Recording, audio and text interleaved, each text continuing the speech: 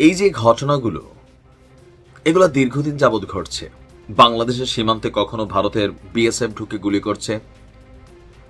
গেল দীর্ঘ একটা সময়, 1.5 যুগের কাছাকাছি, যখন আমাদের সীমান্তে বাংলাদেশের মানুষকে মারা হতো, আওয়ামী লীগের তৎকালীন সাবেক এই স্বরাষ্ট্রমন্ত্রী কামাল, হ্যাঁ, টাকা পয়সা কামাইছে ভাই সেই লেভেলে, বলতো কি আমাদের তারা গরু সুর, আমরা ওইখানে কেন যাচ্ছি।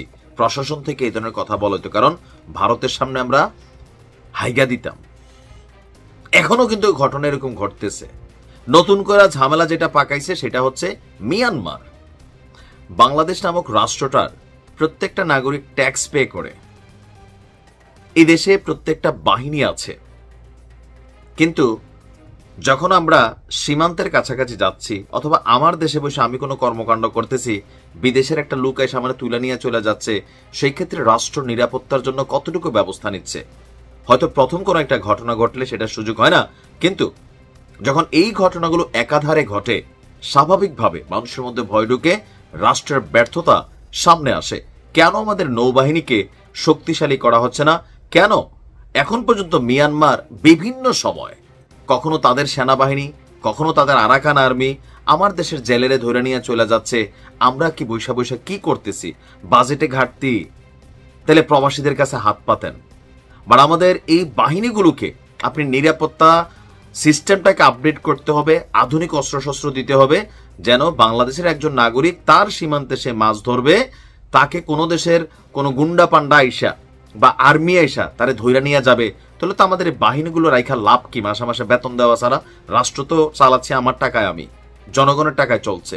কথা বলছি, কক্সবাজারের টেকনাফের নাফ নদী থেকে গতকালকেও নৌকা সহ 5 জন বাংলাদেশিকে জেলেকে ধরে নিয়ে গেছে মিয়ানমারের সশস্ত্র বিদ্রোহী গোষ্ঠী আরাকান আর্মি।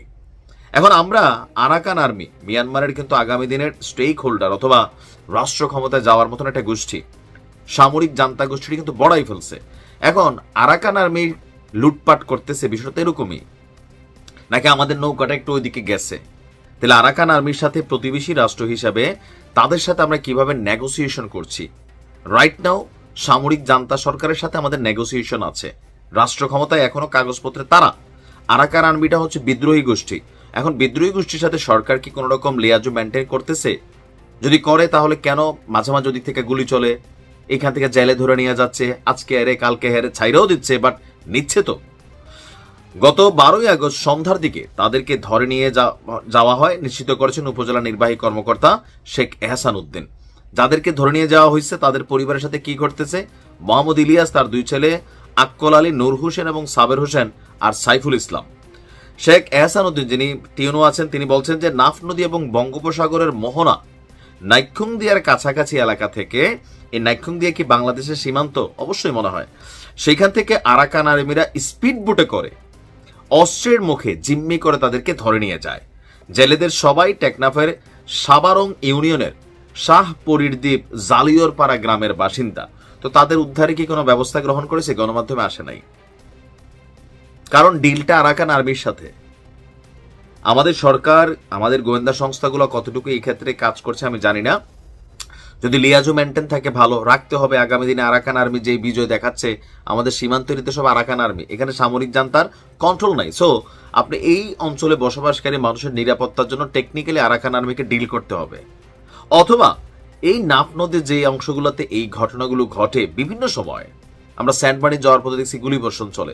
তো এইখানে আমাদের যে নিরাপত্তা সিস্টেম বা আমাদের নৌবাহিনী আছে, যুদ্ধ জাহাজ পাঠান, যেটাই পাঠান যে আরাকান আর্মির বিরুদ্ধে লড়ার, নাকি আমাদের সেই সক্ষমতা নাই? আমরা ডরাচ্ছি ভারত সীমান্তেও, মিয়ানমার সীমান্তেও। মানে হোয়াই? সমস্যাটা কোথায়? রাজনৈতিক সরকার থাকলে আমরা দোষ দেই, আর এখন তো ইন্টেরিম আছে, তাহলে সমস্যাটা কোথায়? এগুলো সমাধান দরকার। ভালো থাকুন।